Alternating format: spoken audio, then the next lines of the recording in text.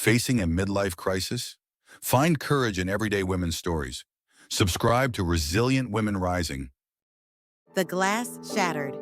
How a 52-year-old married woman turned her husband's betrayal into triumph. Marina Harper had always believed that marriage was a sacred promise until the morning she discovered the florist's receipt tucked inside her husband Paul's wallet. 52 years old and 27 years into their life together, she stared at the bill for a dozen roses sent to a name she didn't recognize.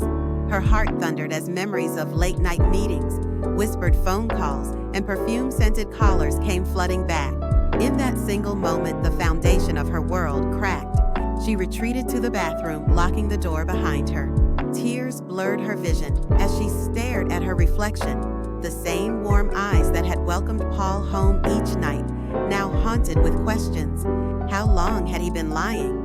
Who was she? And most devastatingly, was their life together a cruel illusion? But as the seconds ticked by, Marina felt an ember of defiance ignite within her. She would not be crushed by his betrayal.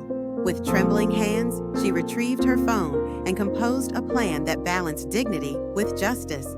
First, she would gather undeniable proof of his infidelity: photos, messages, financial records. Then, she would reclaim control of their shared social sphere in a way that stung without crossing legal lines. Later that day, Marina smiled through her grief as she RSVP'd yes to the high society gala she and Paul were due to attend. Under crystal chandeliers and murmurs of gossip, she would reveal her strength and expose his deceit. Yet beneath her composed exterior lay a storm of emotion, grief, anger, and a fierce determination to turn her shame into power. That evening, as Marina adjusted her emerald gown in the mirror, her phone buzzed with an unexpected text from Paul. "Can we talk, please?" For a heartbeat, her resolve wavered. Then she tapped her lips in a small, resolute smile and typed back, "Of course, after the gala." She placed her phone aside, heart pounding with the knowledge that tonight's performance would change everything. Marina glided into the grand ballroom just as the orchestra struck its first chord. Under a canopy of crystal chandeliers, guests murmured over champagne flutes and canapes. Paul stood at the head table, his arm casually draped around a woman in a scarlet gown, his mistress. Though no one here knew it yet, Marina's pulse quickened, but she kept her expression calm, every step measured. She drifted through clusters of acquaintances, laughing softly as she dropped names and nodded toward Paul. Meanwhile, her discreet assistant and IT-savvy friend had planted a tiny camera under the table near the head seat. As Marina approached, she pressed her phone against her earring to record. In one fluid motion, she tipped her flute, catching Paul's attention. "Darling," Paul said, rising as she arrived. He offered an arm, humiliation flickering in his eyes when he saw her poised confidence. "Would you like some music?" Marina smiled. "Only if I can choose." She tapped her phone, and the grand piano's lid snapped shut mid-performance, silencing the room. Guests fell silent as her phone's speaker crackled to life, playing a series of whispered recordings. Paul's late-night confessions and the rustle of silk against skin. Gasps rippled across the crowd, the mistress's face drained of color. Marina raised her chin. "I hope you don't mind being the center of attention." She turned on her heel and exited, leaving a stunned hush behind. Morning light found Marina at her kitchen island, savoring a quiet cup of coffee while scrolling through her phone notifications, buzzing with whispers about last night's spectacle. Her assistant had already emailed her a complete guest list of shocked onlookers and shared clips that were going viral among their social circle. Paul stumbled in, suit rumpled and eyes bloodshot, clearly still reeling from the gala. "Marina, we need to talk," he stammered, voice hoarse. She set down her mug, meeting his gaze with calm resolve. "Yes, Paul, we do." She slid a thick envelope across the marble countertop. "That's my separation agreement, drawn up this morning. I've spoken with our lawyer. I keep the house, half the investments, and full custody of our shares in the charity foundation." He blinked. "You can't." "But I did," she interrupted softly. "I'm also donating my portion of the family wine collection to the shelter we've supported for years." Paul's face paled as the magnitude of her counterstrike sank in. Over the next hour, Marina guided him through every clause non-disparagement. a generous spousal stipend in exchange for his silence about the affair and a clause barring him from ever questioning her character in public. Paul tried to bargain, but Marina's expression never wavered. She had anticipated every objection and held all the Assace's panic, her meticulously documented proof, and the community's newfound sympathy. By lunchtime, Paul was signing the final page. As he sealed the deal, Marina allowed herself a small, satisfied smile. Her dignity and her assets were intact. That afternoon, she returned to her photography studio, where an excited gallery owner awaited her latest portfolio. As she unpacked crisp new prints, her phone buzzed again, an invitation to guest lecture at a prestigious women's leadership conference. Marina tapped accept without hesitation, imagining the headline, "From Betrayal to Brilliance, How Marina Harper Refused to Be Broken." Paul watched from the front door, shoulders slumped, as Marina embraced her future. She had taken his betrayal, shattered their life, and forged something stronger in its place. Marina stood behind the velvet curtain, the murmur of a packed auditorium drifting through the heavy fabric. Guest lecturing at the Women's Leadership Summit was her first public appearance since the separation, a chance to share her story of resilience. She smoothed the lapels of her tailored blazer, heart fluttering with anticipation. Then the stagehand signaled her, and the bright light swept across the stage as she stepped into view. She began in her measured, confident tone. "A year ago, I believed my marriage and my future was unbreakable. Then I found the florist's receipt and my world fractured." The audience fell silent, hanging on every word as she wove her tale of discovery, dignity, and decisive action. Murmurs of empathy rippled through the seats as she revealed how she transformed humiliation into empowerment. But halfway through, the giant screen behind her flickered to life with a grainy video. Marina, laughing in a dimly lit bar with a male colleague. The footage looped suggestively, edited to imply an affair. Gasps echoed from the crowd. Marina froze for a heartbeat, recognizing the watermark in the corner as the blog run by Paul's mistress. Her pulse thundered, but she let the image play once, then raised her hand. "You'll notice I'm not at the bar tonight," she said, her voice calm but edged with steel. She tapped her earpiece and the video vanished. In its place, her own slideshow resumed photos of her wine donation, her gallery opening, thank you letters from the shelter. The audience shifted, eyeing one another uncertainly. Before she could continue, a young woman in the front row stood and held aloft a framed note from the shelter's director, praising Marina's integrity. Applause rose again, hesitant at first, then building into a wave of support. Marina allowed a small, triumphant smile before returning to her speech. Backstage, her phone buzzed with a single text from an unknown number. "I know what you're hiding. Meet me in room 312. Marina's breath caught. Was this another trap, or an unexpected ally stepping out of the shadows? Marina slipped away from the applause and padded down the banquet hall's quiet corridor, her heels muted against the carpet. The sign on room 312 confirmed she was in the right place. Heart hammering, she knocked once softly, and the door swung open on its own. Inside, Cassandra Hartley stood framed by low lamplight, arms crossed and eyes narrowed. "You silenced my blog post," Cassandra hissed, voice barely above a whisper. "Now I want something in return." She produced a USB stick and held it out like a loaded weapon. "This has every wire transfer you reversed, every text you scrubbed. Expose you, I vaporize your reputation entirely." Marina's breath evened. She stepped forward, eyes cool. "You underestimate me," she replied. "Your threats empty me, lawyer already filed an injunction. Any leak and you'll be charged for slander." Cassandra's jaw clenched. "But I can help you more than he ever could," Cassandra countered, voice softer now. "I'll testify, swear under oath, that Paul used company funds to woo me. It'll sink him at the board meeting." Marina paused, considering. She realized this was the leverage she needed. "Testify," she said at last, "and I'll ensure your name isn't dragged through the mud. I'll even connect you with my PR consultant, your own redemption story." Cassandra studied her for a heartbeat, then slipped the USB into Marina's hand. As the door clicked shut behind her, Marina's phone buzzed. "Board convenes at 8 tomorrow. Be there." A smile curved her lips.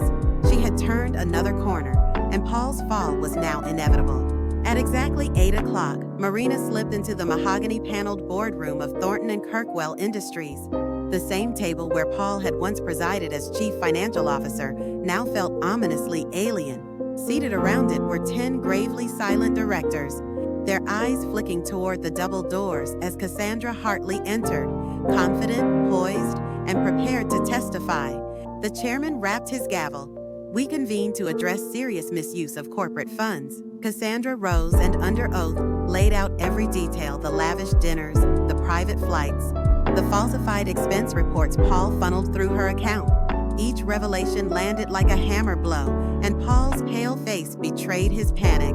When Cassandra finished, the chamber buzzed with outrage. Paul rose to defend himself, stammering denials and half-hearted apologies, but Marina had anticipated every argument. She stood, calm and resolute, and slid a sealed binder across the table.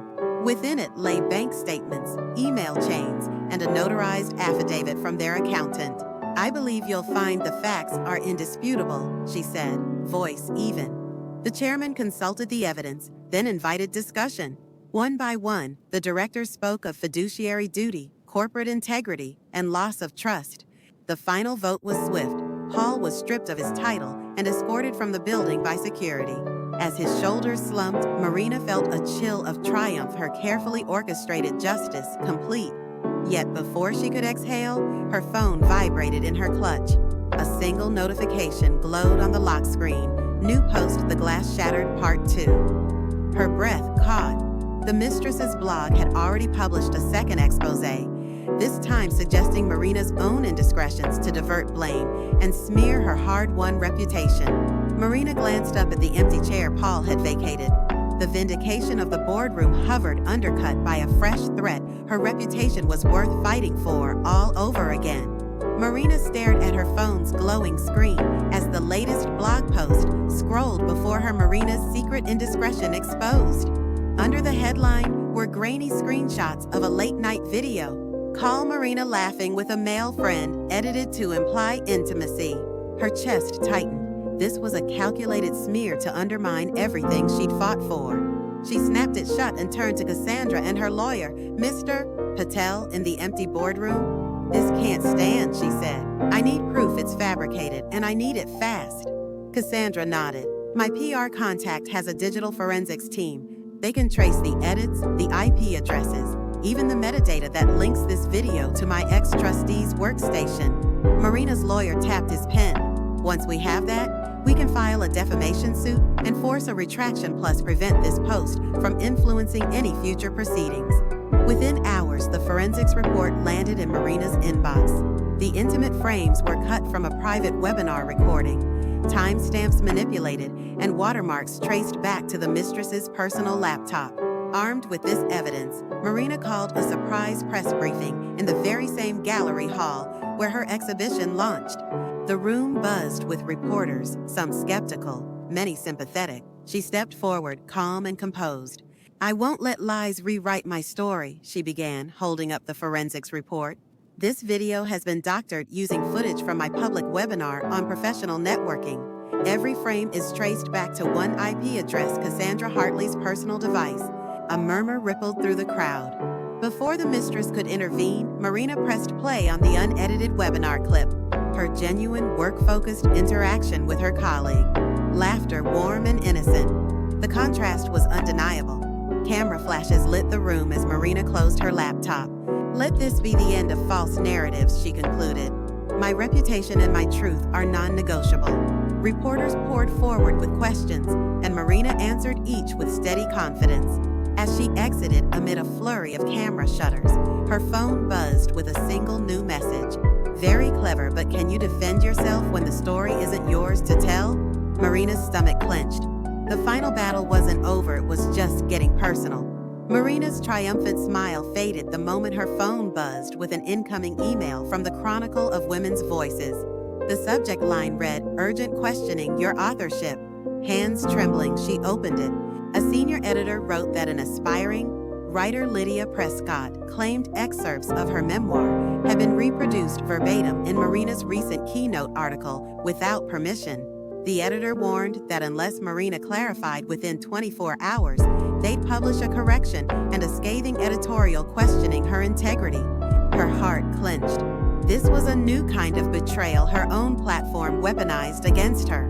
She called Mr. Patel, her lawyer, then Cassandra's PR team, but answers lay elsewhere. Slipping on her coat, Marina drove through dusk-lit streets to Lydia's apartment, a modest flat in the Arts District, uncertain whether she'd find an ally or another adversary. Lydia opened the door with wary eyes. Marina stepped inside, voice gentle but firm. "Lydia, I understand you feel wronged. That was never my intention." Lydia crossed her arms, tears pooling. "My life, my pain became your headline. You promised confidentiality. Why betray me again?" Before Marina could reply, her phone vibrated with a new text from Cassandra. "TikTok, Marina, your credibility is crumbling soon. No one will believe a word you say." Marina's throat went dry as Lydia's gaze pierced her. Outside, the city's hum reminded her that every story, even her own, was now at risk of being hijacked. To salvage her hard-won victory, she would have to repair this fracture fast. Marina took a steadying breath. "Lydia, you deserve credit and control over your own words," she said, voice soft but unwavering. She pulled out her tablet, opened the draft of her keynote article, and scrolled to the contested passage. "I proposed we co-author an extended piece.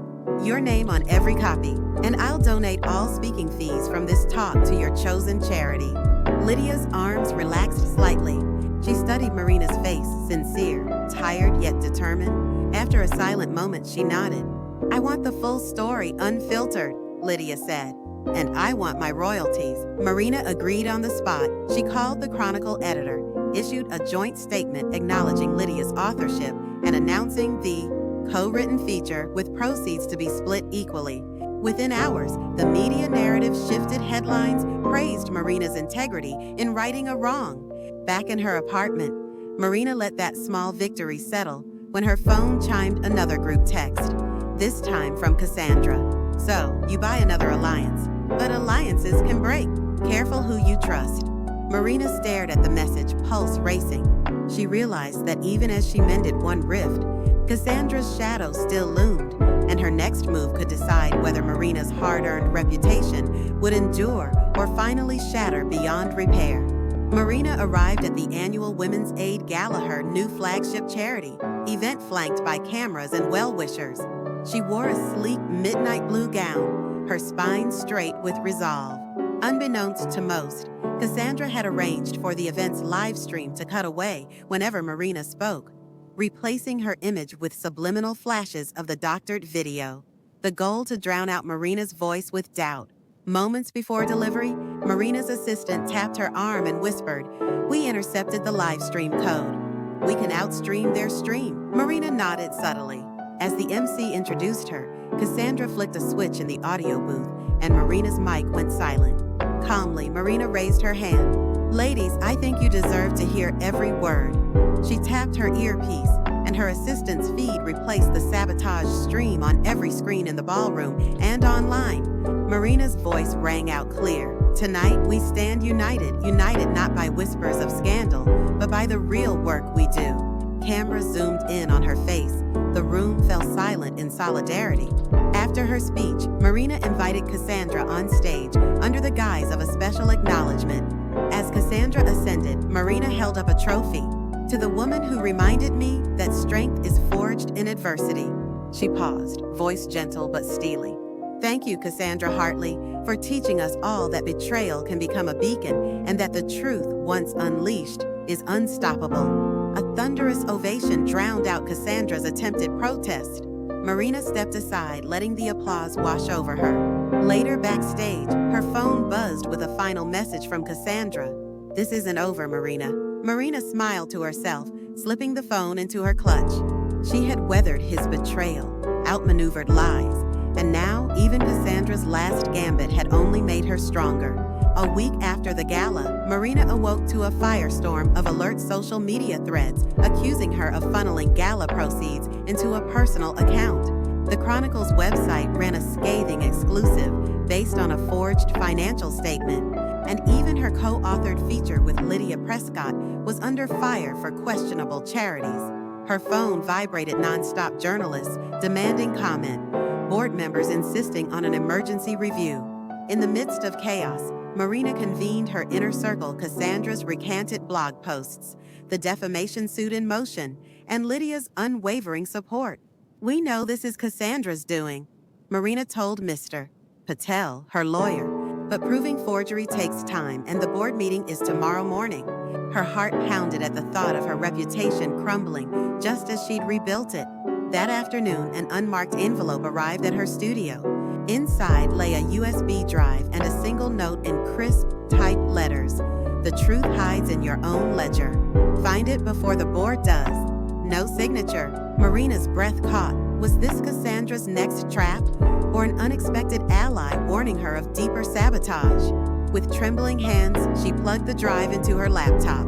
A single folder appeared: 2024 Gala Funds.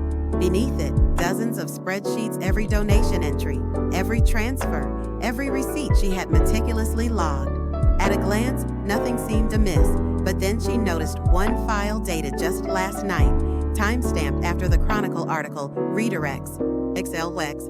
Before Marina could open it, her phone chimed with a calendar reminder: board meeting 30 a.m. sharp. She realized that tomorrow's hearing would determine not just her charity's future, but her entire legacy. As the evening sun dipped below the skyline, Marina stared at the unknown spreadsheet, her pulse racing with one question: what secret had the USB unlocked, and would uncovering it save her or shatter her world for good? Marina sat in the hush of her study, the glow of her laptop illuminating resolve in her eyes. She opened Redirects, XLSX, and scrolled through row after row of gala donations until a separate sheet caught her eye. It listed tiny reroutings: $2,500 here, $3,000 there, siphoned into an unrecognized account number. Each entry was time-stamped just minutes after Marina's own reconciliations, proving someone had backdated and injected the diversions. Her pulse quickened as she dove into the file's properties. The metadata revealed the unauthorized edits had been made on Cassandra Hartley's personal device, the very IP address Cassandra had spoofed in earlier documents. Even better, hidden cell comments bore Cassandra's name in the file's XML code. Marina's lips curved in triumph. This was incontrovertible proof of forgery. Just then, her phone buzzed. It was Mr. Patel. "Marina, the board's emergency meeting has been moved up to dawn. They've heard rumors of more irregularities and want full disclosure. You'll need to present the forged evidence dossier immediately or risk losing everything you've rebuilt." Marina leaned back, mind racing. She had everything she needed to not only clear her name, but deliver the final crushing blow to Cassandra's campaign of lies. Yet, as the house clock chimed midnight, a new email popped into her inbox from an undisclosed sender. "You have the proof, but do you dare use it?" Her breath caught. Dawn's verdict would hinge on more than facts. It would demand courage and timing. Dawn's pale light filtered through the boardroom windows as Marina stepped to the head of the table, the forged spreadsheet and metadata printouts clutched in her hand. Directors exchanged uneasy glances, some curious, others still reeling from yesterday's explosive headlines. Cassandra sat to one side, her posture uncharacteristically guarded. Marina began, voice steady despite her racing heart last night. "An anonymous tip led me to discover exactly how funds were diverted and by whom." She laid out Redirects, XLSX, highlighting the timestamps and IP addresses tied unmistakably to Cassandra's laptop. Murmurs swelled into disbelief as she displayed the embedded XML comments bearing Cassandra's name. Cassandra sprang to her feet, lips pale. "This is impossible. Those files came from your own backups," she sputtered. But before she could continue, Mr. Patel strode forward, producing a certified forensic affidavit confirming Marina's claims. The room fell into shocked silence. Just as the chairman prepared to rule, the doors burst open and a court bailiff entered with a sealed envelope addressed to Marina. The bailiff's voice trembled. "A judge has issued an emergency injunction at Cassandra Hartley's request. She claims this new evidence was obtained illegally and must be suppressed." A stunned hush settled over the room. Marina's evidence sat on the table, powerful yet suddenly entangled in fresh legal peril. She felt every eye on her, weighing her next move: present the injunction and risk undermining her case, or refuse and face a contempt order. The chairman lifted the sealed injunction, his expression grave. Doors clicked shut as security ushered Cassandra back to her seat. Marina's breath caught the room's tension was electric. Every director's eyes flicked between her and the judge's order. Marina met Mr. Patel's steady gaze. He whispered, "If we step out of line, we risk contempt and Cassandra's team will pounce." She nodded minutely, heart pounding. The chairman cleared his throat. "Ms. Harper, the injunction prohibits any use of these documents until a court rules on their admissibility. How do you wish to proceed?" Marina's mind raced. She could set the binder aside and proceed with damage control, issue a public statement, call for mediation, but her integrity hung on exposing the full truth. Swallowing her fear, she rose. "Chairman, I move that we temporarily suspend today's vote on any action regarding charity funds and corporate governance until a ruling on evidence admissibility is obtained. In the meantime, I will supply an unredacted chain of custody report and an expert sworn affidavit to satisfy legal concerns." A murmur rippled through the room. The chairman considered her request. "Very well. We will reconvene once the court clarifies this injunction. For now, this meeting is adjourned." Relief and dread warred in Marina's chest as directors filed out. Cassandra's smirk was brief, her triumph tempered by the reality that Marina had bought more time. Outside the boardroom, Marina's phone buzzed with a text from an unknown number. "The judge assigned to your injunction has a surprise check room 409 before tomorrow's hearing." Marina stared at the message. A surprise from the very judge whose order threatened her case. Was this a lifeline or another perilous twist? Late that evening, Marina crept down the hospital-quiet corridors of the courthouse to room 409, each footstep echoing her nerves. The polished bronze nameplate read, "Chambers of the Yawn, Margaret Ellison." Marina paused, gathered her courage, and pressed the door's brass knob.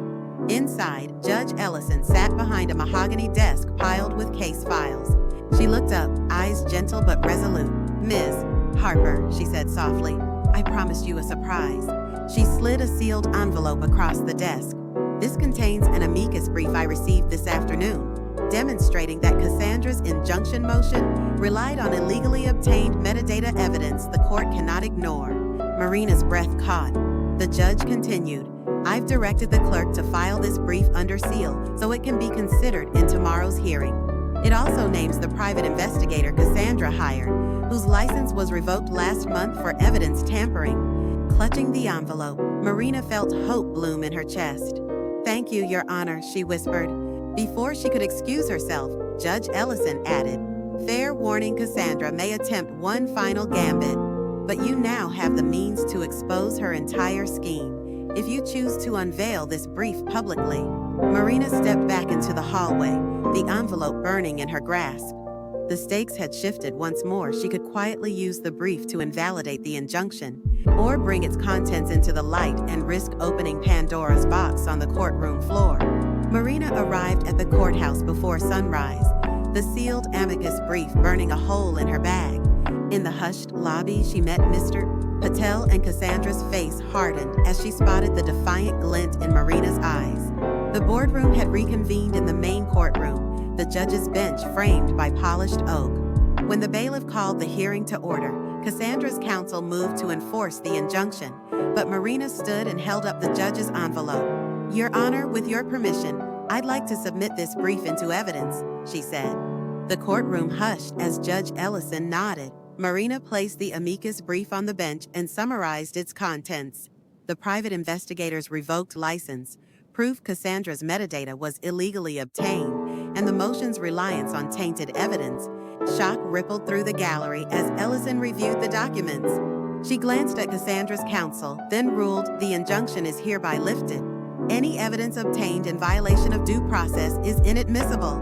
A gasp echoed. Cassandra's counsel sank back, defeated. Marina exhaled, relief flooding her.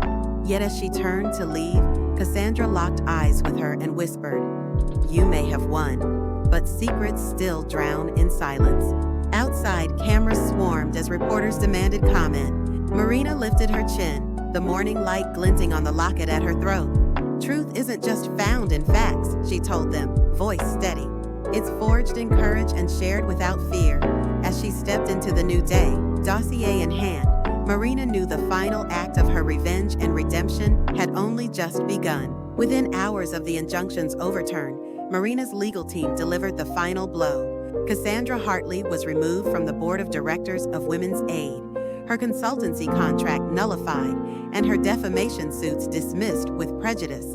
The news landed as a thunderclap in the industry. Cassandra's network unraveled, and her insider sources all but vanished. That afternoon, Marina stood before the Women's Aid Board, flanked by Mark and Lydia Prescott. In a clear, unwavering voice, she announced a new integrity fund to safeguard the charity against future smear campaigns and pledged the initial endowment personally. The board erupted in applause, their cheers drowning out memories of scandal with an anthem of trust restored. But Marina's true confrontation came at twilight, when she summoned Cassandra to the old gallery where her first exhibition had launched. Cassandra arrived, her posture tentative, and Marina greeted her with a calm smile. No cameras, no lawyers, just two women bound by the wreckage of lies. "You taught me that strength isn't hidden in silence," Marina said softly, extending a hand. "I hope you'll find your own way forward without breaking other women to climb higher." Cassandra's eyes flickered between guilt and gratitude. She pressed Marina's hand, meeting her gaze in silent apology before turning away into the night. As Marina watched her go, she felt the last chord of her symphony settle into place, vengeance tempered by mercy, betrayal transformed into renewal. The path ahead was hers to write one note at a time. Late that night, Marina sat alone in her study, the flicker of lamplight catching the silver locket at her throat. Across town, Cassandra's reputation lay in ruins, but Marina sensed the final curtain hadn't quite fallen. Her phone buzzed. An anonymous email appeared with a single line. "Your husband isn't done yet. Check your charity's audit." Her pulse quickened. Months of meticulous bookkeeping and third-party oversight had kept the Integrity Fund above reproach, yet the sender's warning felt urgent, immediate. Marina opened her laptop and ran the latest audit summary. To her shock, a small but unmistakable sum had been funneled from the fund into an offshore account linked to Paul's new startup. "Paul," she whispered, heart sinking. He'd promised to stay silent and out of her life, yet here he was again, manipulating her triumph for his own gain. This time, Marina knew she couldn't simply expose the truth. She'd have to outmaneuver him where it hurt most. Her mind raced through possibilities: a public shareholders meeting, a forensic accounting reveal, or perhaps leveraging the media prowess she'd built to bring his duplicity into the daylight. But first, she needed proof not just of the transfer, but of Paul's direct involvement. As the clock struck midnight, Marina closed her laptop, resolve hardening into steel. The final act of her revenge would demand every lesson she'd learned: patience, precision, and an unshakable belief in her own worth. Marina's eyes burned as she reviewed the audit report again. A crisp bank transfer, $15,000 routing from the Integrity Fund into an offshore shell account under Paul's signature. For a moment, rage and disbelief warred in her chest. Then calm snapped into place. She would gather indisputable proof of Paul's hand in this latest betrayal and not just expose him, but ensure he could never harm another cause she cared about. The next morning, Marina arrived at the charity's headquarters before sunrise. She slipped into the locked finance office, heart pounding, and opened the safe where backup drive archives slept. Pulling the encrypted ledger discs, she headed straight to her IT confidant, Darren, who met her in a quiet corner of the basement archives. Together, they decrypted months of transaction logs, tracing every keystroke that had modified fund allocations. When they hit the offshore entry, the metadata revealed Paul's corporate login credentials, time-stamped 3 nights, ego proof he'd circled back into her life to pilfer her legacy. Clutching printed forensic reports and server logs, Marina drove to Paul's new startup office. His lightweight sign reading Harper Innovations glowed in the midday sun. She stepped into the polished lobby, papers in hand, and asked for an urgent meeting with the board. Moments later, Paul appeared surprised, defensive, panic already flitting in his eyes. Marina laid the documents on the glossy conference table. "You promised you were done," she said, voice low but unyielding. "Yet here you are, stealing from the very women and children we vowed to protect." The board members exchanged looks of shock and disappointment as Marina detailed the audit, the metadata, and the stark betrayal. Paul sputtered excuses, but Marina held up a final piece of evidence: an automated email sent by the charity's system, proof of his login from his own company address. At that instant, the door swung open and two stern-faced lawyers strode in bearing a court summons: Paul versus Harper Innovations for misappropriation of charity funds and breach of trust. Paul's face went deathly white as Marina's gaze held firm. The boardroom fell into a suffocating silence. Paul's empire teetered on the brink of collapse, and Marina stood victorious, her every move meticulous, her wrath measured. Paul's world was unraveling, but as he sank into his chair, eyes haunted with regret, Marina realized the final blow still lay ahead. She turned to the silent board. "I'm prepared to settle this in open court because every secret belongs to the light." Marina watched Paul's shoulders slump under the weight of those court papers. His usual bravado evaporated in the hush of the boardroom. She closed the folder and let her gaze sweep over the stunned director's seat, now armed with the truth of his betrayal. The late afternoon light glinted off the polished mahogany table, and in that moment, every careful step she'd taken, every late-night audit, every guarded conversation came into crystal focus. Paul rose, voice trembling. "Marina, please." She held up a hand, letting the silence press in like a physical force. "No more excuses," she said softly. "I'll see you in court." As she turned to leave, the low murmur of the boardroom swelled into action. Chairs scraped back, urgent whispers passed between colleagues, and Marina felt a rush of vindication wash through her. Outside, the lobby lights felt harsh after the warm glow she'd left behind. She drew in a steadying breath and tucked the folder under her arm. Back at home, the city's neon buzzed beyond her window. Paul's summons lay on the counter, a stark reminder that their shared past still had one final reckoning. Marina poured herself a glass of water and stood by the window, watching headlights thread through the night. Her victory in the boardroom was decisive, but the courtroom trial would bring every buried detail into the open. Just as she set the glass down, her phone flickered with a new email notification. A single line in the subject field evidence box opened. Her heart stuttered. Paul's misdeeds had been laid bare, but this cryptic message hinted at one last chapter, a secret file that promised either her ultimate safeguard or a final devastating twist. Marina's pulse quickened as she read the terse email subject: evidence box opened. In her secure home office, she strode to the encrypted external drive she'd nicknamed the evidence box, where every forensic log, bank record, and covert recording since her husband's affair was meticulously cataloged. She entered her passphrase and watched the directory populate folders tagged Gala Forgery, Charity Audit, and the crucial boardroom proof. Her stomach dropped when she saw boardroom proof was empty. In its place lay a new folder delivered. PDF. With trembling fingers, she opened it and found every document she had intended to use against Paul in court, time-stamped with last night's date and labeled for Paul's revenge. A chill raced down her spine. Someone had not only breached her most secure archive, but had exfiltrated the final irrefutable proof of Paul's embezzlement. Without it, her upcoming lawsuit and the charity's defense could collapse.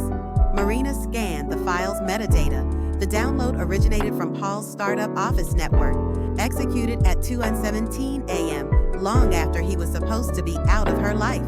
He'd slipped back in under cover of darkness and weaponized her own evidence. Her mind whirled. How many copies had he made? Had Cassandra's operatives received them? And now she faced a choice: confront him directly and risk tipping him off, or set a trap to recover the stolen dossier. Above her desk lamp, the silver locket glinted like a silent witness. Marina drew a steadying breath, clutching the remaining folders to her chest. She would need cunning, not just courage, to turn this final betrayal into her ultimate triumph. Marina's heart pounded as she stared at the empty boardroom proof folder. Every scrap of irrefutable evidence, logs, emails, transaction histories had vanished. Worse, Paul now held the keys to destroy her case and the charity she'd rebuilt. But years of outmaneuvering him had taught her one thing: every thief leaves a trail. Quietly, she triggered a silent alert to Darren, her IT confidant, instructing him to deploy a discreet network honeypot mimicking her evidence box. Then, under the guise of panic, Marina sent an urgent text to Paul's startup email: "I've discovered new wire transfers. We need to talk before dawn." Check the evidence box knowing he'd dive straight in. At 2:17 a.m., Darren's system flagged the honeypot breach a scripted copy of New Boardroom. PDF had been extracted. Embedded within was a hidden watermark and tracking pixel only Darren could decode. Marina watched in real time as Paul's IP address pinged servers in 3 locations: his office, Cassandra's last known address, and an unmarked safe deposit box facility downtown. Armed with this data, Marina calmly arranged a chance meeting with Paul at the box's address under the pretense of retrieving backup evidence. When he arrived, she confronted him with Darren's logs and a court summons, revealing joint custody of the illicit PDF copies, forcing Paul into open admission. As Paul's shoulders sagged in defeat, Marina realized she'd not only recovered her proof, but secured his confession.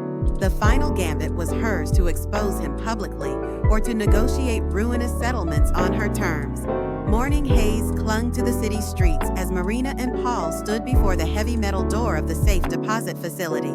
She watched his face, a mixture of dread and resignation, as the guard slid open the vault.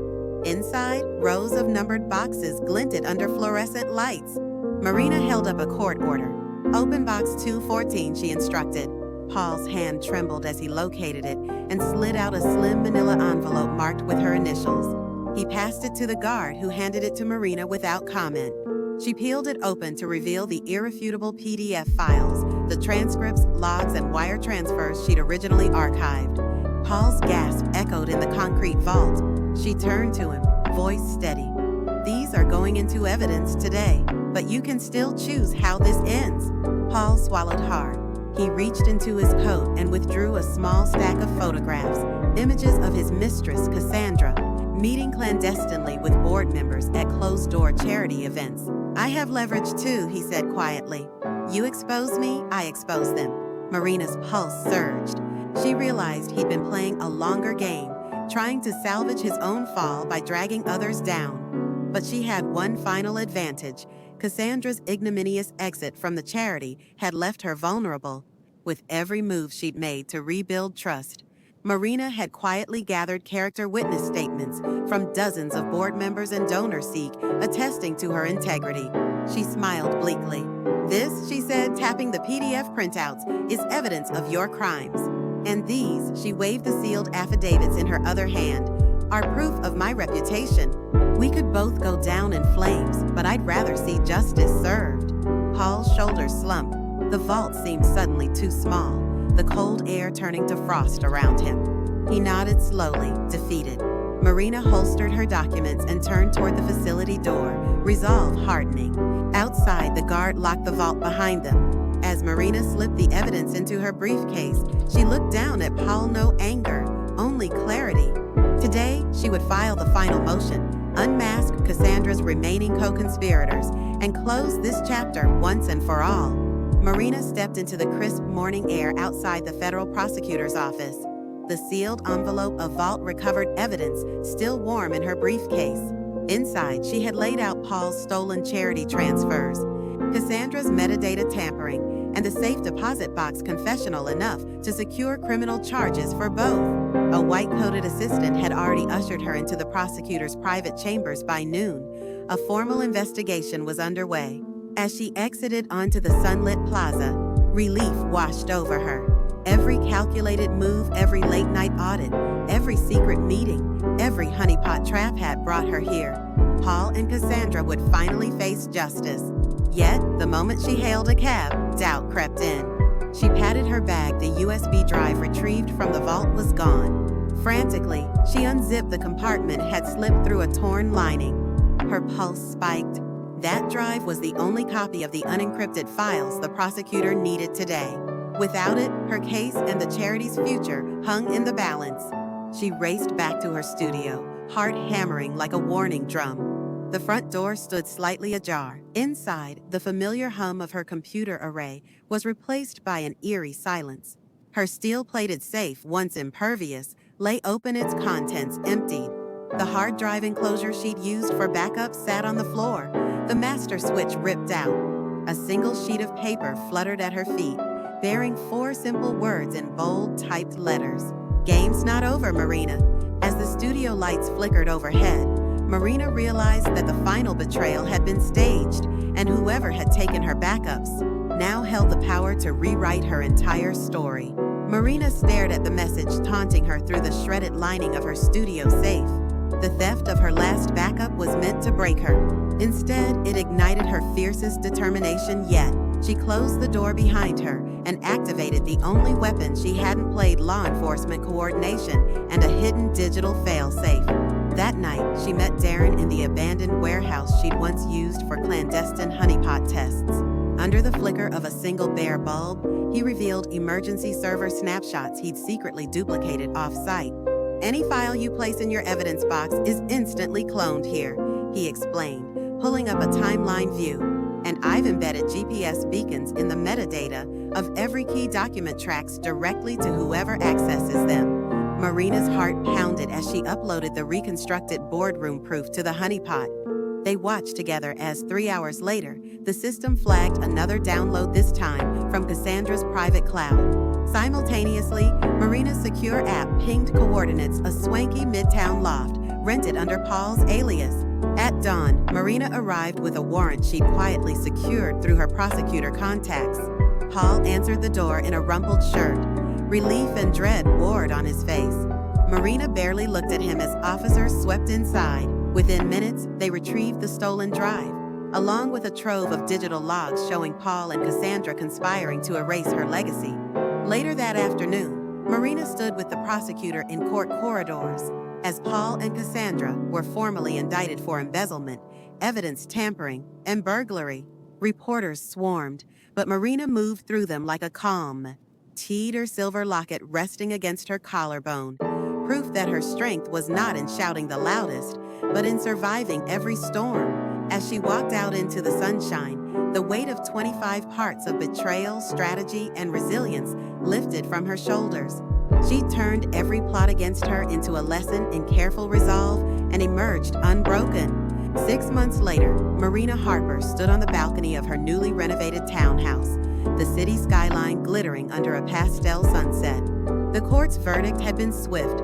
Paul and Cassandra were convicted for embezzlement, evidence tampering, and burglary, sentenced to restitution and community service. With their schemes unmasked, the Integrity Fund's reputation was not only restored but stronger than ever, buoyed by public trust and renewed donations.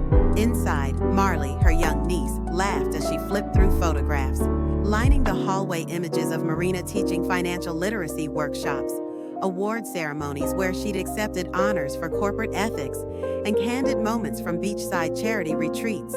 Marina paused at one particular photo, her and Darren in the empty gallery, triumphant smiles after foiling Cassandra's last hack. It reminded her that victory had never been about vengeance alone, but about safeguarding the values she cherished.